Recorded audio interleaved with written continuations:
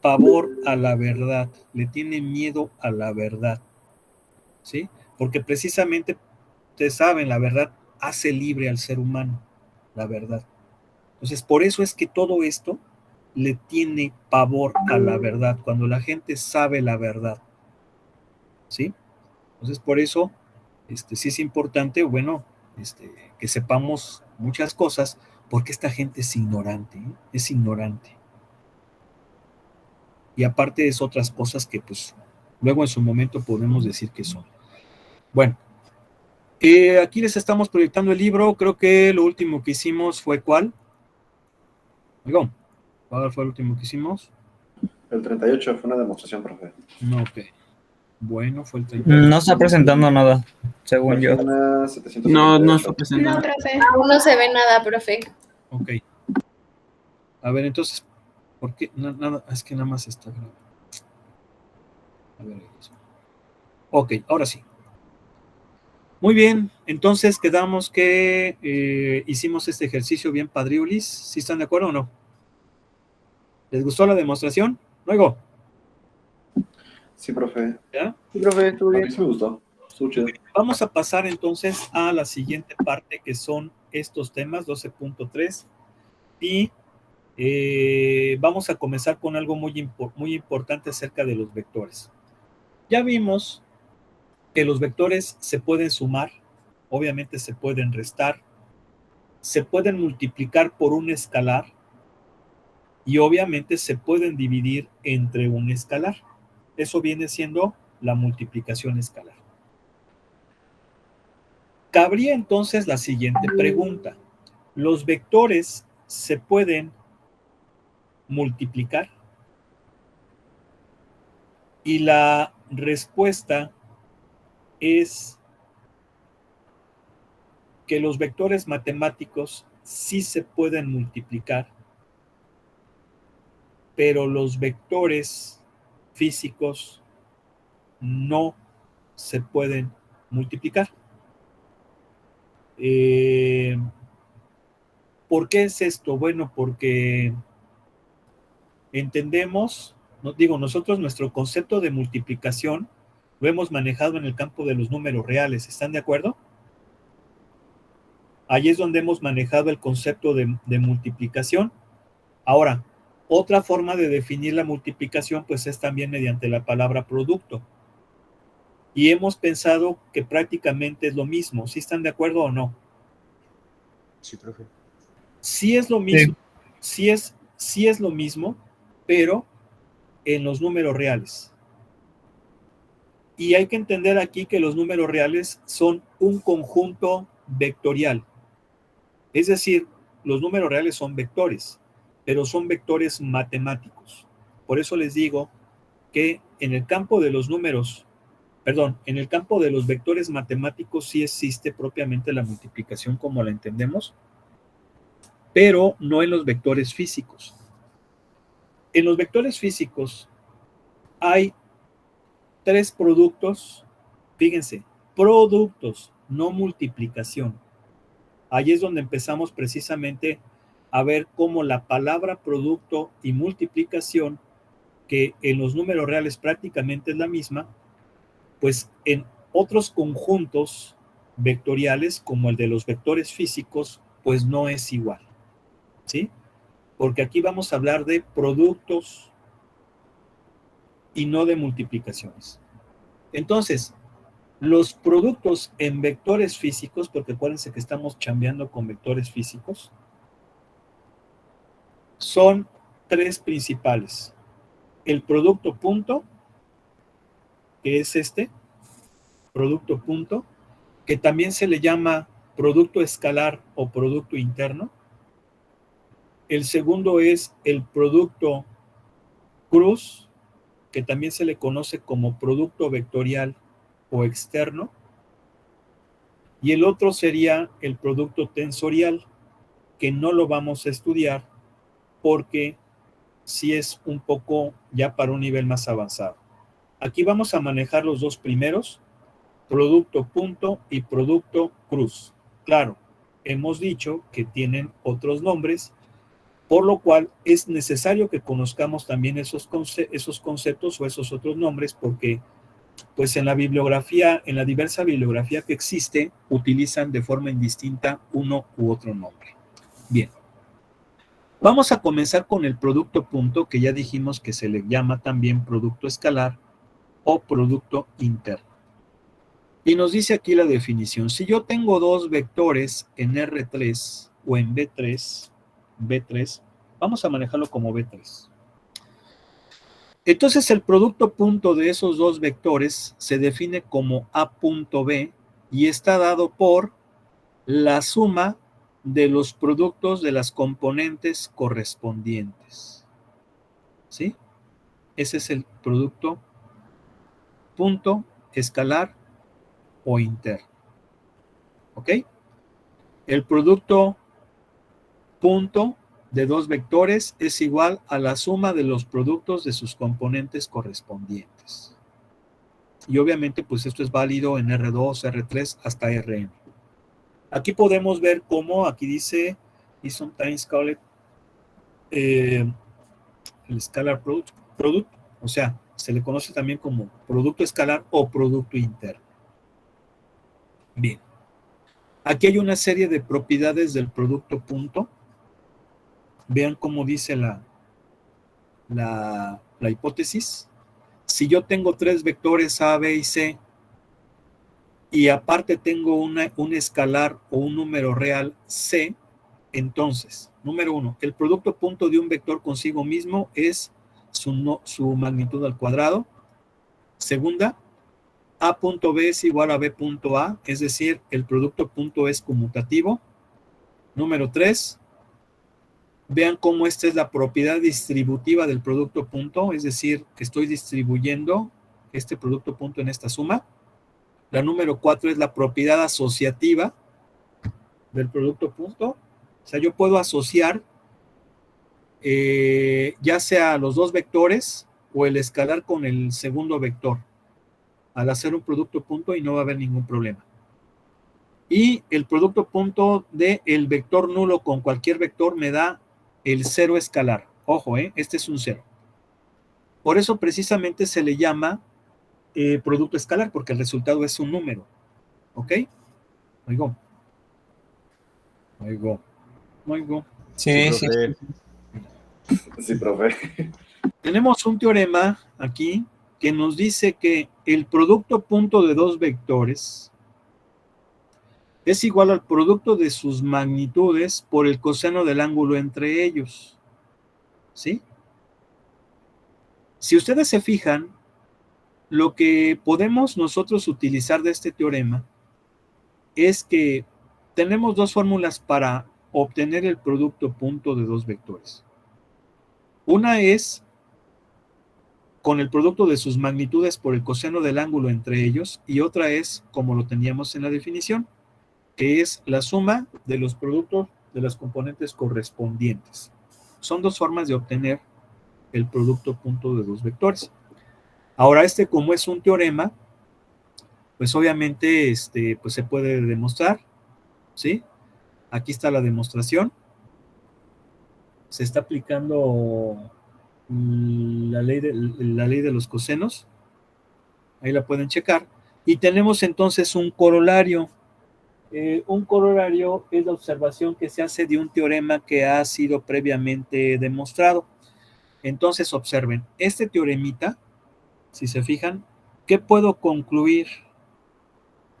Pues de este teoremita yo puedo concluir que el coseno del ángulo entre dos vectores es igual al producto punto de los dos vectores entre el producto de sus normas, y eso es lo que tenemos aquí.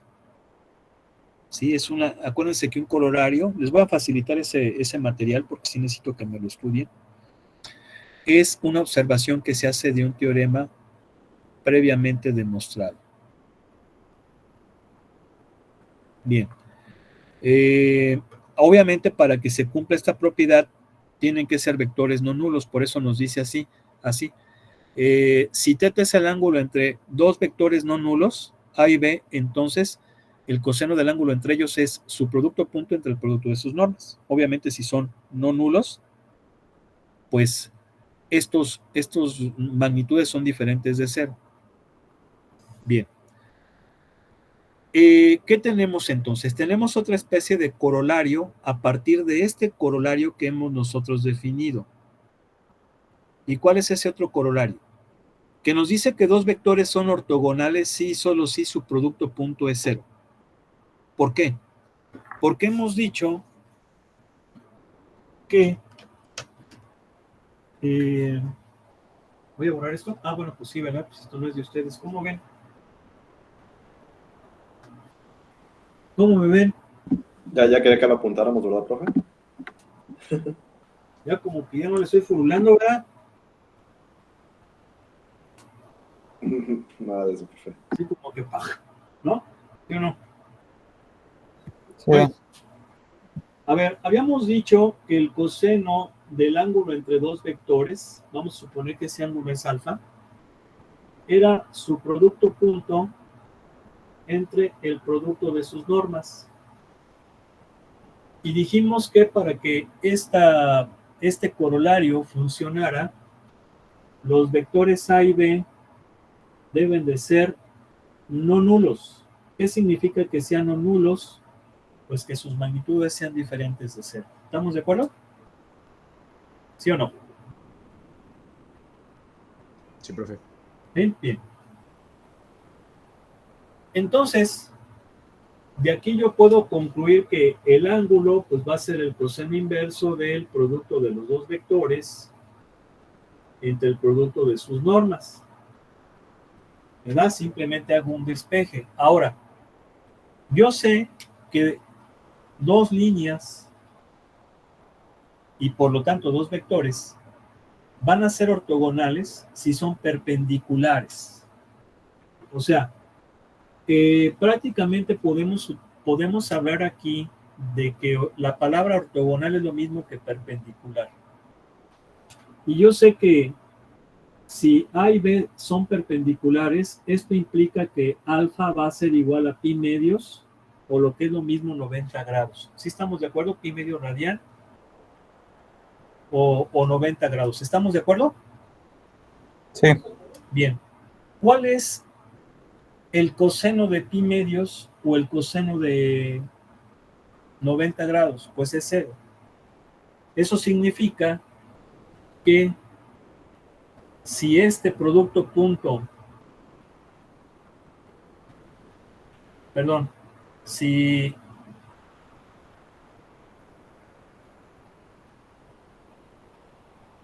este resultado, si este resultado me da cero, el coseno inverso de cero es pi medios o 90 grados. Ahora, el denominador nunca puede valer cero porque estoy diciendo que son vectores no nulos. Lo único que pudiera valer cero entonces es el producto punto. Por eso es que estos dos vectores van a ser ortogonales o perpendiculares si solo si su producto punto es cero. Eso me va a garantizar que exista entre ellos la perpendicularidad. ¿Sí me explico o no? ¿Sí? Ya entendí, profe. Sí, profe. Ahora, esto que tenemos aquí es muy importante, lo vamos a explicar. A ver.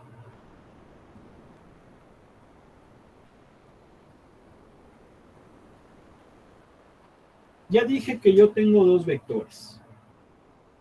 Yo aquí tengo el vector A y el vector B.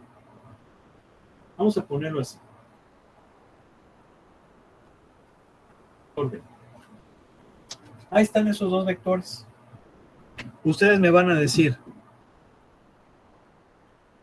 bueno, cuando estuvimos hablando de producto punto, decíamos que ese ángulo alfa o teta, como sea, pues es el ángulo entre los dos vectores.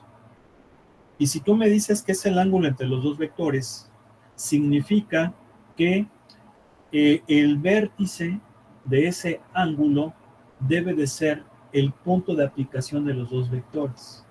Pero aquí, los vectores no tienen el mismo punto de aplicación.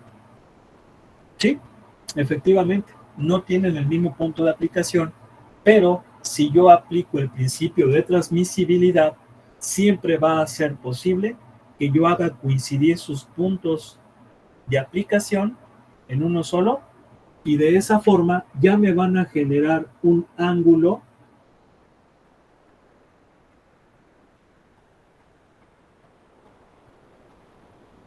que va a ser el que forman entre ellos. ¿Sí están de acuerdo o no? Aplicando el principio de transmisibilidad. ¿Sí se entiende o no? Independientemente cómo estén, esto siempre va a ser posible. Aplicando el principio de transmisibilidad, yo voy a ser capaz de mover los vectores, claro, recordando que no debo de alterar ni su magnitud ni su sentido. Entonces, al hacer que coincidan sus puntos de aplicación, entonces ya están determinando un ángulo. ¿Se entiende o no? Sí, profe. Y yo sé que obviamente estoy hablando de que son vectores no nulos, porque entiéndase que si el vector es nulo, todas sus componentes son ceros y prácticamente es un punto. Prácticamente es un punto, que sería el origen. Bien. Entonces, pues yo sé que aquí, pues el producto punto lo puedo llevar a cabo, lo puedo realizar. Bien. Pero siempre que yo pueda aplicar este principio de transmisibilidad, en términos generales va a haber tres situaciones diferentes. ¿Y cuáles son esas tres situaciones diferentes? La primera es que el ángulo entre los dos vectores sea agudo. ¿Sí? Sea agudo. ¿Qué significa que sea agudo? Pues que es un ángulo menor de 90 grados, pero mayor de 0. ¿Sí están de acuerdo, no? ¿Sí? ¿Están allí o no? Sí, maestro. Sí, profe. Estamos procesando. Profesor, aquí estamos. Sí, profe. Sí, ya quedamos, ¿no? Sí, sí, sí. Entonces, esta es una posibilidad, que el ángulo entre ellos sea agudo. Y si el ángulo entre ellos es agudo, entonces el producto punto va a ser positivo. ¿Ok? Ok, ok. La otra posibilidad es que sean ortogonales. Y el que sean ortogonales significa que ese ángulo pues, va a ser de 90 grados. Claro que no es la única posibilidad, también existe esta.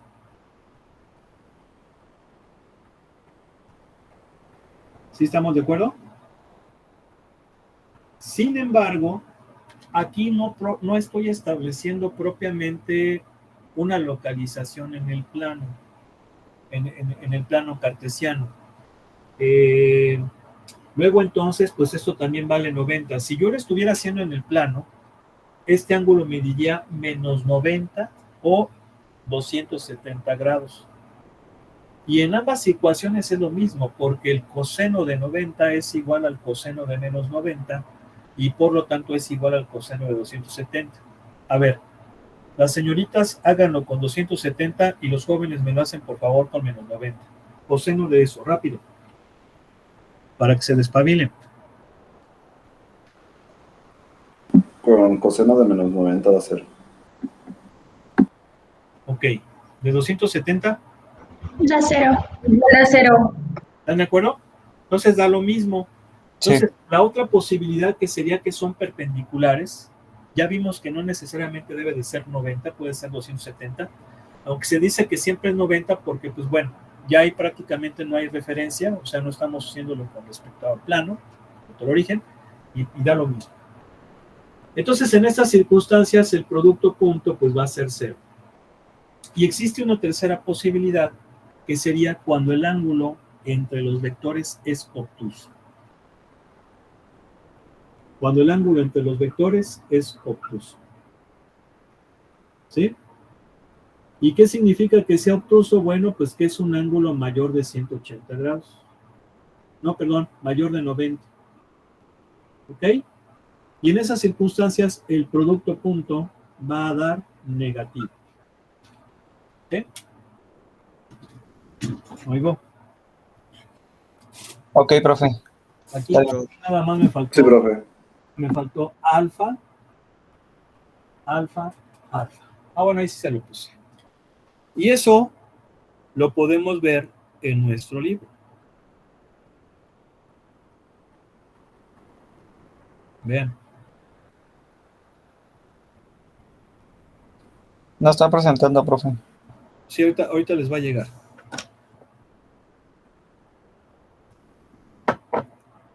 ¿Ya les llegó? Ya. Sí, ya. ¿Cómo ven al güero? No se espera, ¿verdad? ¿Sí, Está no? paciente. Digo, está bien, ¿no? Porque eso quiere decir así como que está atento. ¿Sí o no, hijo? Oigo. Sí, profe. Sí que.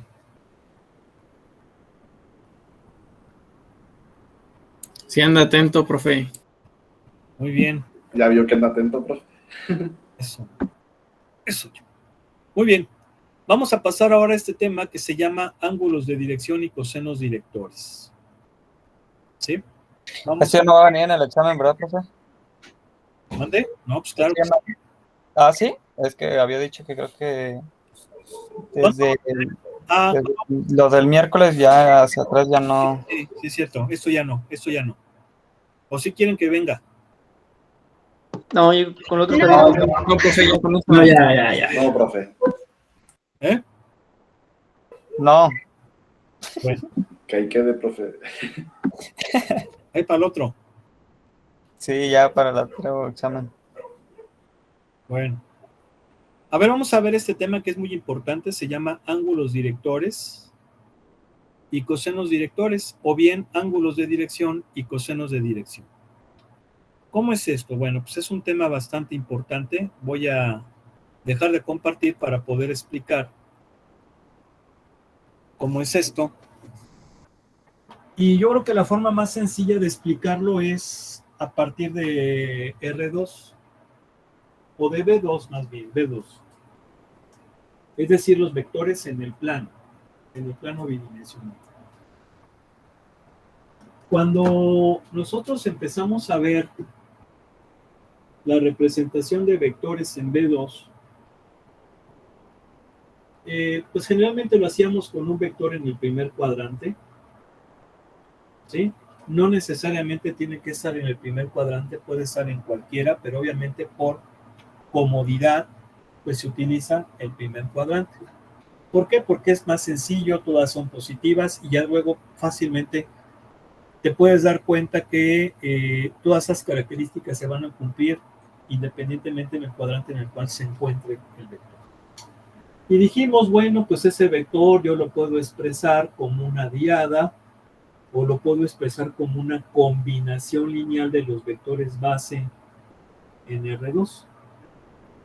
Y dijimos, estos numeritos se llaman componentes y lo que vienen siendo las componentes son la proyección del vector sobre los ejes coordenados.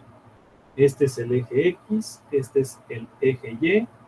Por lo tanto, la proyección del vector sobre el eje X, pues es su componente en X, y la proyección del vector sobre el eje Y, pues es su componente en Y.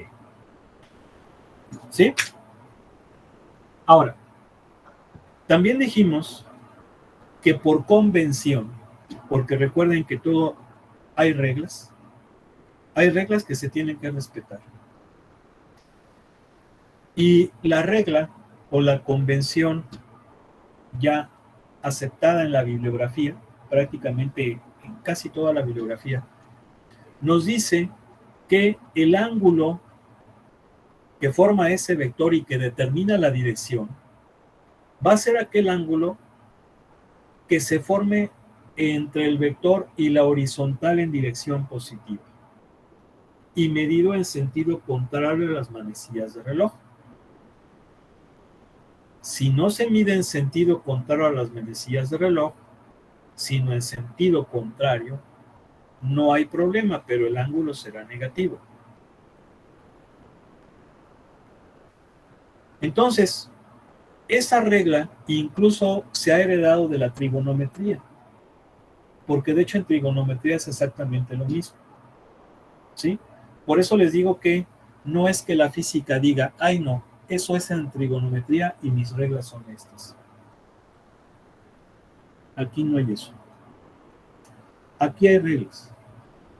Y esas reglas tienen que ser aplicables a cualquiera, ¿sí? Porque si no entraríamos en confusión. Sí hay algunas cosas donde se escriben diferente en matemáticas y diferente en física. A eso hay que decirlo, sí hay algunas cosas, pero no. Entonces, respetando esa regla, este es el ángulo el ángulo que determina la dirección del vector. Por eso este ángulo se llama ángulo de dirección o ángulo director. Ahora, yo siempre he sabido desde la preparatoria que la componente X se saca con el coseno. Y se saca con el coseno porque, dado eso que acabamos de decir, la componente en X es el cateto adyacente a ese ángulo y esa es la razón por la cual vamos a usar coseno, porque relacionamos la magnitud del vector, que sería la hipotenusa, con el cateto adyacente, que sería la componente en X. Esa es la razón por la cual en X es con coseno. No es porque así se le ocurrió, o fue arte de magia, o el pajarito, ¿sí o no? No oigo. ¿Oigo? Sí, profe. Sí, profe. Bien. Y la componente en Y es el cateto opuesto, obviamente, de este triángulo que se forma, y por eso es que es con el seno. El cateto opuesto, que es la componente en Y, es la hipotenusa, que es la norma del vector por el seno del ángulo. No oigo. ¿Sí? Sí, profesor. Bien. Entonces, eso significa que este vector, el vector A, yo lo puedo definir en forma de diada como la componente en X, pero la componente en X pues ya vi que es esto. Y la componente en Y pues ya vi que es esto. Y luego, si le aplico matemáticas, lo que puedo hacer es factorizar, ¿verdad? Factorizo la magnitud del vector y me va a quedar así. Bueno, a ver. ¿Sí estamos de acuerdo? Sí, profe. ¿Sí? Y si yo me fijo, ¿qué sucede aquí? Ah, que ya he visto que cualquier vector es el producto de su magnitud por un vector unitario en su dirección. ¿Están de acuerdo que esta fórmula ya la hemos visto antes? No oigo. Sí, profe. Sí. ya lo vimos. Entonces, ¿qué puedo concluir? Concluyo que el vector unitario es un vector cuyas componentes son el coseno y el seno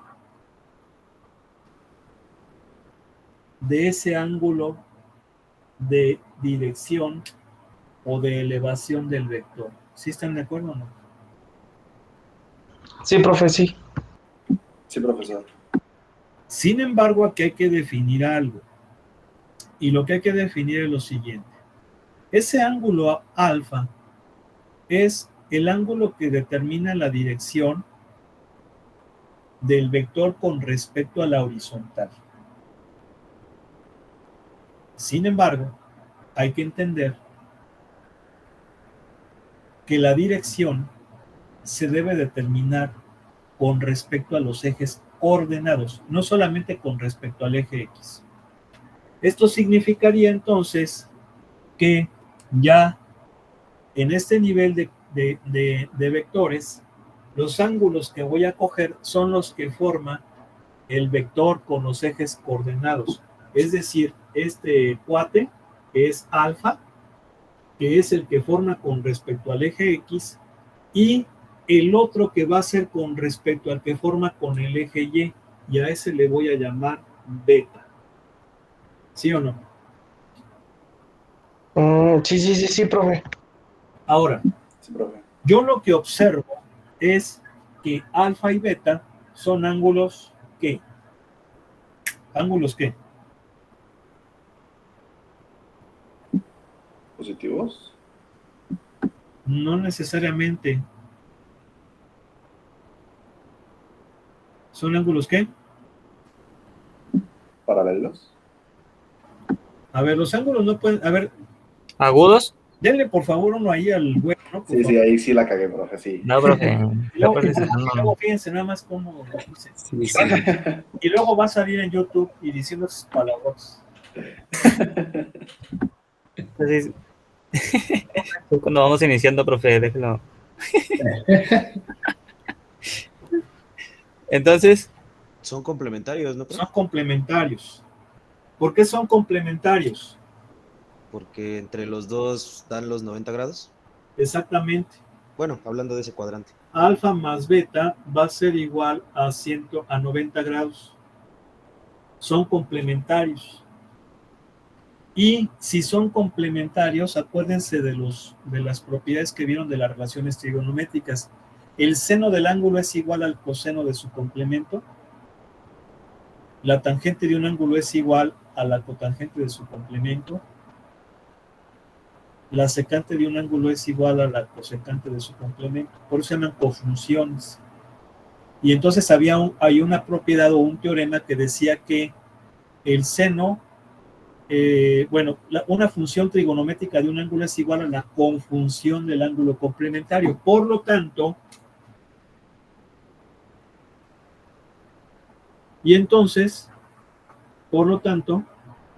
el seno de alfa es igual al coseno de su complemento, que vendría siendo 90 menos alfa, y por lo tanto va a ser coseno de beta. ¿Sí o no?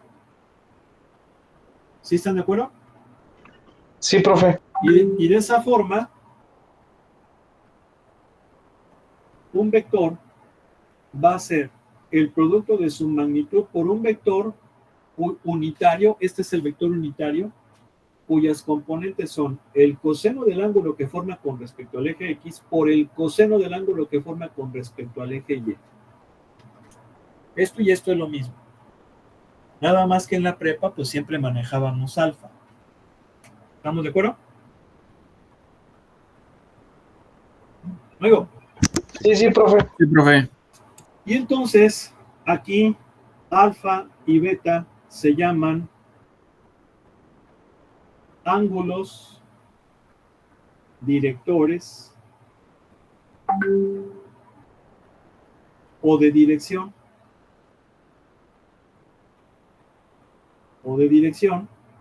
Y lo mismo, sus cosenos se llaman cosenos directores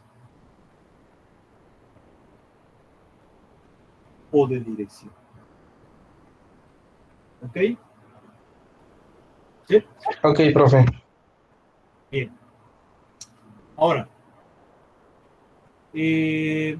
pues hay varias propiedades bastante interesantes. Por ejemplo, bueno, ahorita les voy a mostrar aquí pero ya son las 8. Bueno, pues ni modo, ya se nos fue el tiempo. Bueno, sí, vamos a dejarle aquí. Vamos a dejarle aquí porque si no, pues no. Yo creo que esto pues ya más o menos se digirió cómo era el asunto, ¿estamos de acuerdo? ¿Sí? Sí, profe. Sí, profesor, bien Sí. explicado. Pues, espérenme, todavía no se vayan, vamos a ver lo que hace falta. Porque sí, esta parte pues está bastante larga, ¿no? O sea, esto ya lo vimos. Lo explicamos en R2, pero obviamente vamos a explicarlo en R3 ¿Ya están viendo? Sí, profe.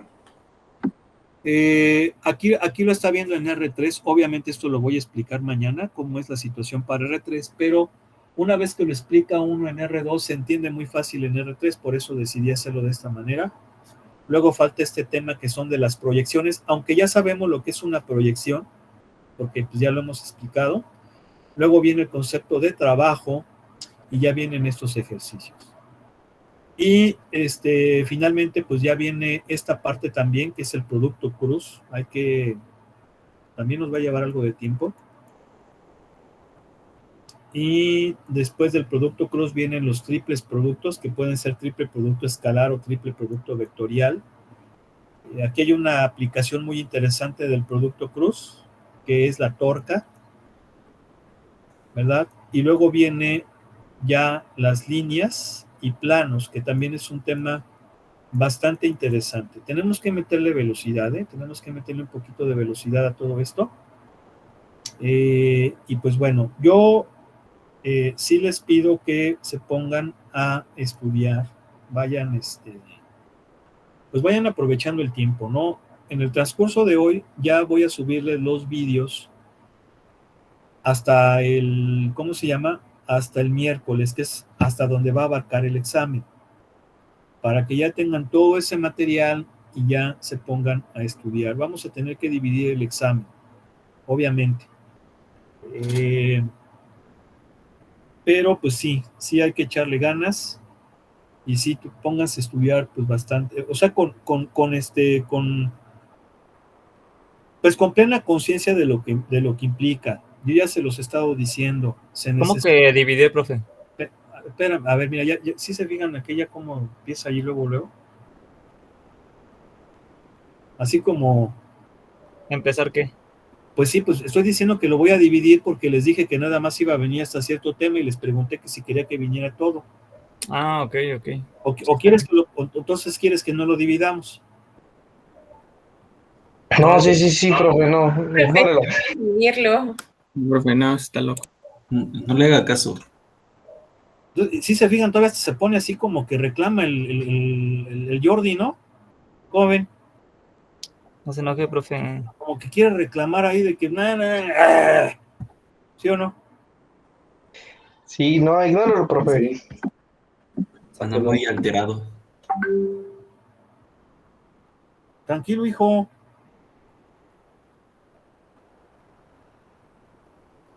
Todo bien, profe, todo bien. Take it easy. Sí, o sea, dijimos que iba a venir hasta ahí. Entonces, por eso les digo que van a hacer falta más temas que van a venir en la siguiente. Pero lo que yo les comentaba, pues es sí hay que echarle ganas. O sea, miren, en serio, hay que esforzarse, hay que prepararse. Sí hay varias cosas que si nosotros nos llenamos de buena vibra y pensamos que todo va a salir bien, que definitivamente es así. ¿Por qué? Pues porque siempre el bien va a ganar, pero obviamente se va a necesitar gente que haga que todo eso se pueda realizar y solamente, no solamente, el estudio es una forma de hacerlo, ¿verdad?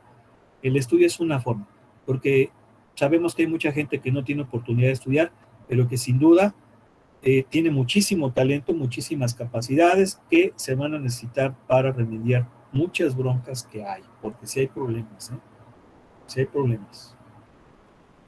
No es... Digo, hay que ser realistas, ¿sí? Hay que ser realistas. Y precisamente, pues esa es una forma del ingeniero, ¿no?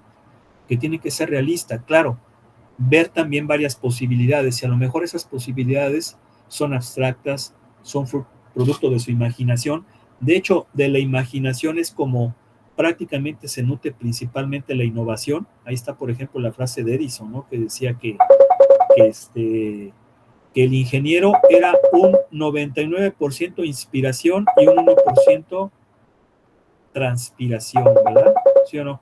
Hay que estar inspirado.